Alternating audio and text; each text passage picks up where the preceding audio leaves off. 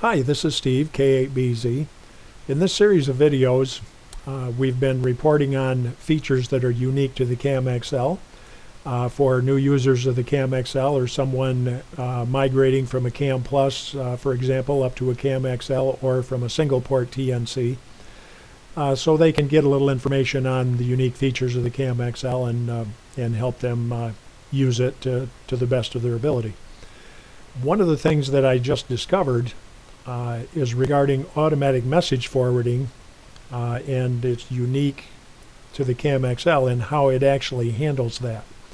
It's different than any of the other Kantronics TNCs I've used, and I've used KPC3s, KPC3 Plus, the 9612, the Kam Plus dual port TNC, and the Kam XL is the only one that I've found so far that does this.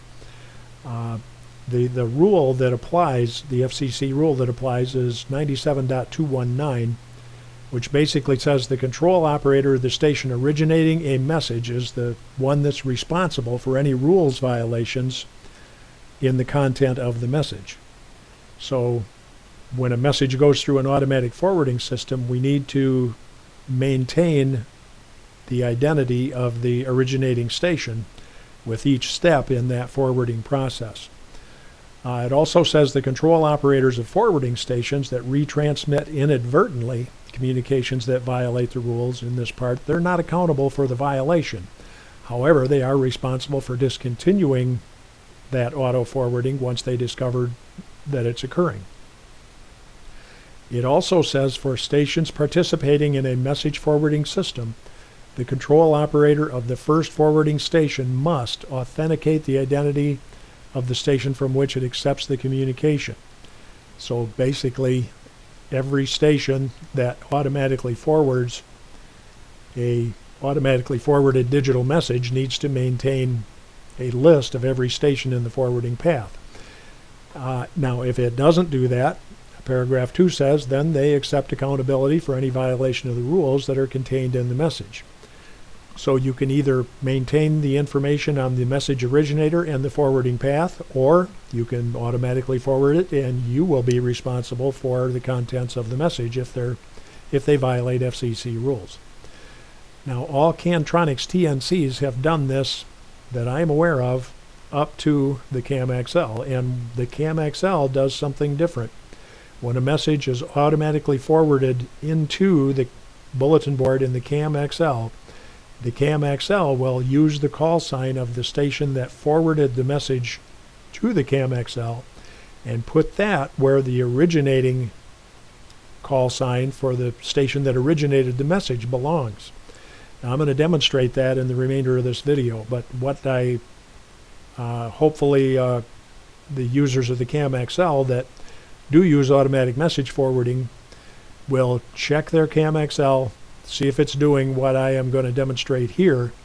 And my advice is, if it does that, if you can authenticate the originator of the message from the message text itself, which is going to be the only place you may be able to do it, then edit the message, and I will show you how. Edit the message to show who the originator was before it forwards from your station. So you need to do a couple of things. You need to have the PB hold command turned on, so the messages will be held in your TNC until you get a chance to review them. If you can authenticate the originator, edit the message to provide the information on the correct originator of the message. And if you can't identify the originator of the message and edit it appropriately, my advice would be to kill the message and don't forward it. If you're comfortable with that, with forwarding it, please feel free. Forward it if you like. And it should be obvious whether there's any illegal content in the message, but probably the best thing to do is just kill the message and try to determine at some point in time who the originator was and advise them that forwarding through your station will only be able to happen if they sign the message using their call sign. That's the best way to authenticate the originator of the message. So with that, let's get into the demonstration of how this works, and we'll take it from there. Okay, we're going to connect to KD8TUV-1. and get our message on the way. And we're going to send it to our friend Ron, W8RDG at winlink.org.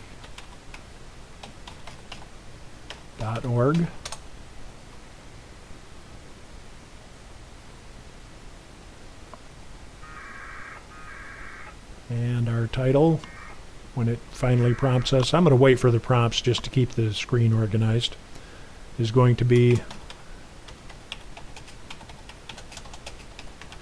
Forward Test and Demo.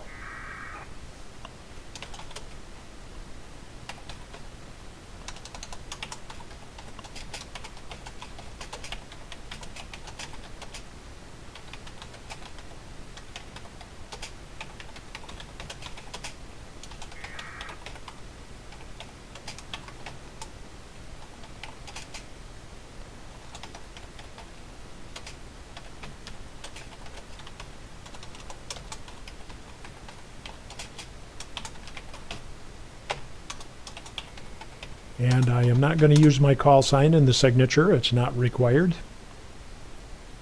That's because the system knows that it's from me. I will show you as I list. I'm just going to list this message without listing all the messages. This shows it's going to W8RDG from K8BZ, and this information should be forwarded with the message at each step in the forwarding process. Now we'll disconnect, and when we do, we're going to watch. Let me first turn the monitor off on HF.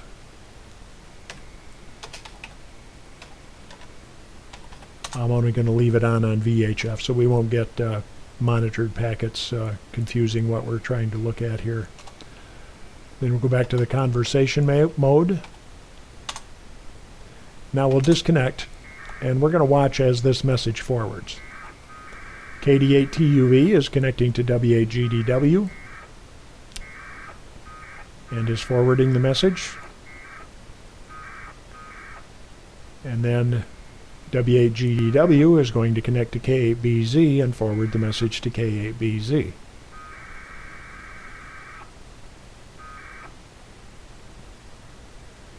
And that's already been accomplished. So let me turn the monitor back off just so I don't get VHF monitored packets. I'm going to scroll back up so we can take a little closer look at what happened here. Here we are sending the message originally to KD8TUV, and here is KD8TUV connecting to W8GDW to forward the message. And here you'll see KD8TUV sending the message to W8GDW and correctly sending it as a private message to W8RDG from K8BZ. This little arrow here, think of that as an arrow pointing from K8BZ to W8RDG.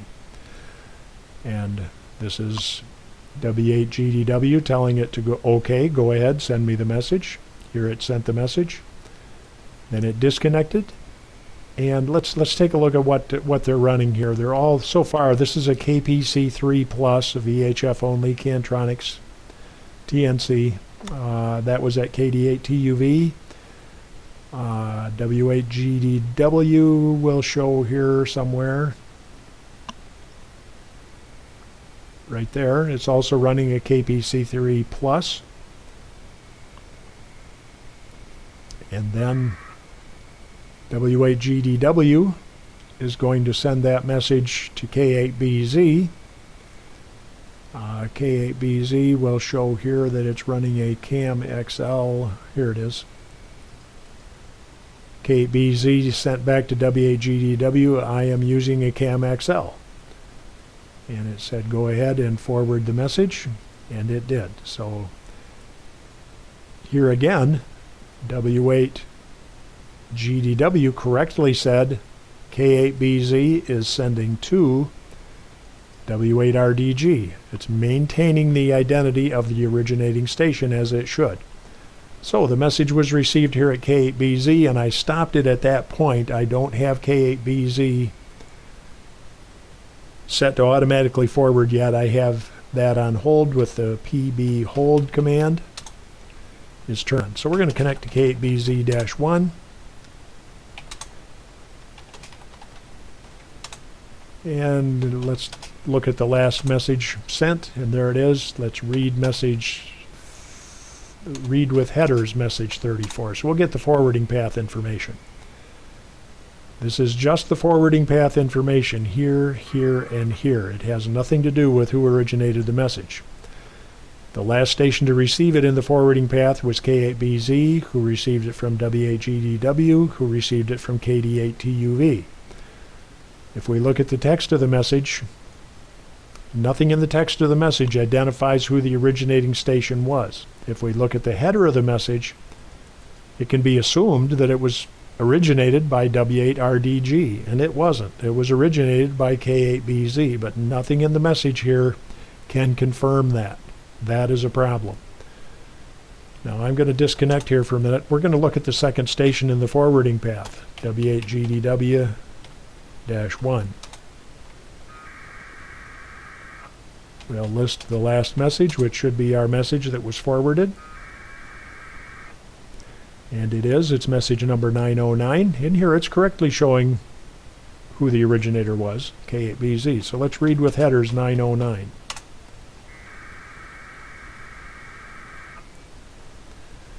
Now these two Kantronics TNCs did the right thing. The problem was when it was received by the Kam XL. The correct information was sent to the Kam XL, but the Kam XL incorrectly put the forwarding station's call sign in as the message originator.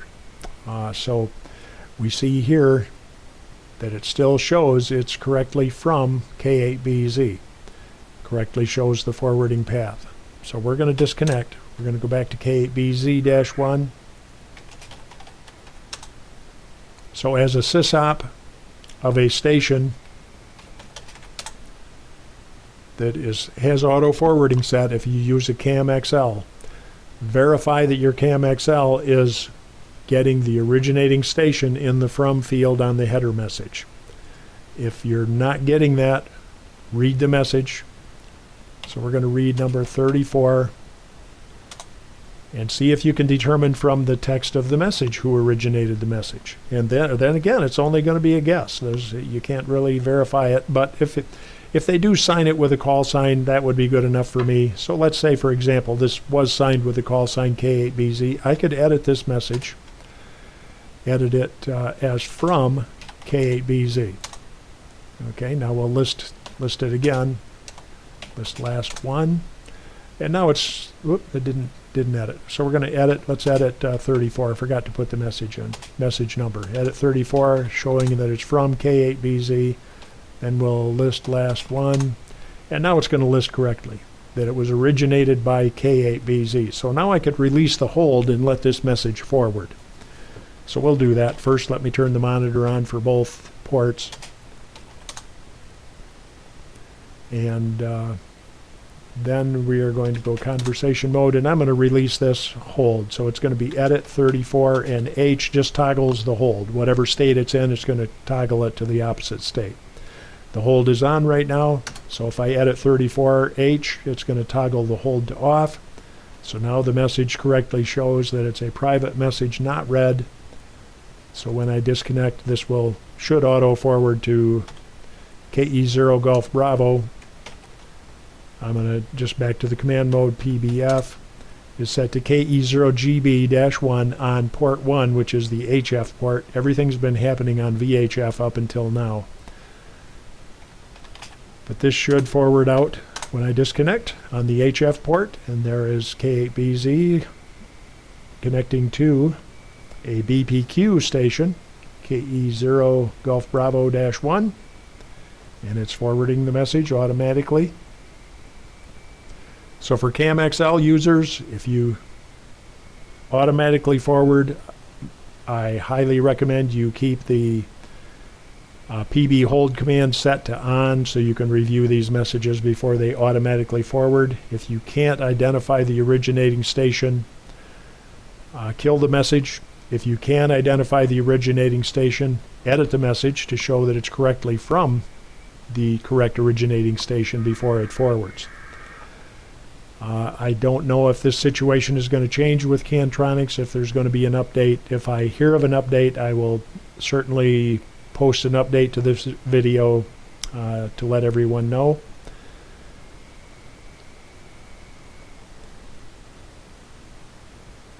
I'm just waiting for this to finish, and we'll quickly connect to KE0 Golf Bravo just to show you that it is correctly listed on that bulletin board.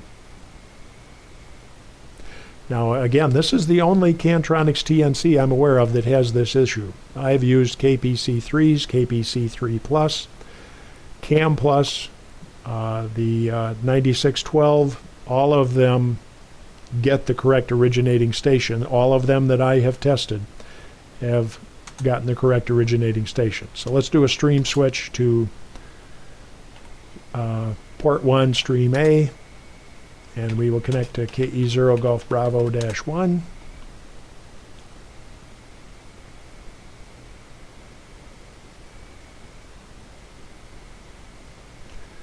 HF is at 300 baud, so this happens a little slower than it does on VHF.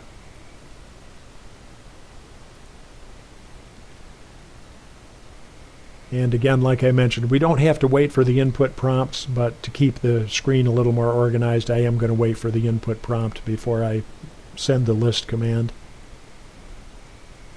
So I'm just going to list last one. It should be our message, unless something snuck in there real quickly.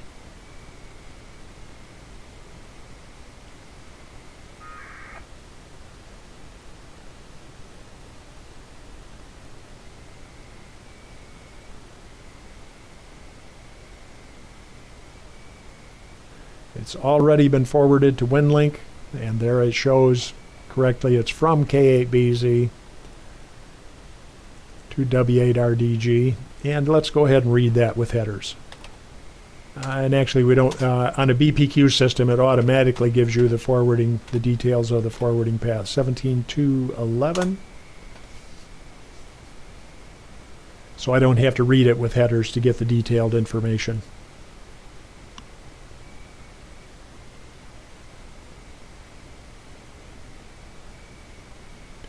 And here's the forwarding path. The last station in the auto forward path was K8BZ, who received it from GDW, who received it from TUV. It correctly shows the messages from K8BZ.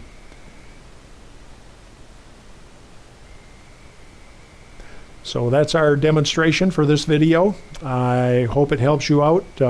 Kam XL users, be cautioned that on an auto forward, it takes the call sign of the last forwarding station and designates that as the originator of the message. So you need to be aware of that if you use the auto forward feature. So thanks for watching. As always, if you have any questions or comments, you can comment on the video, or you can send me an email if you like at k8bz@arrl.net. Thank you.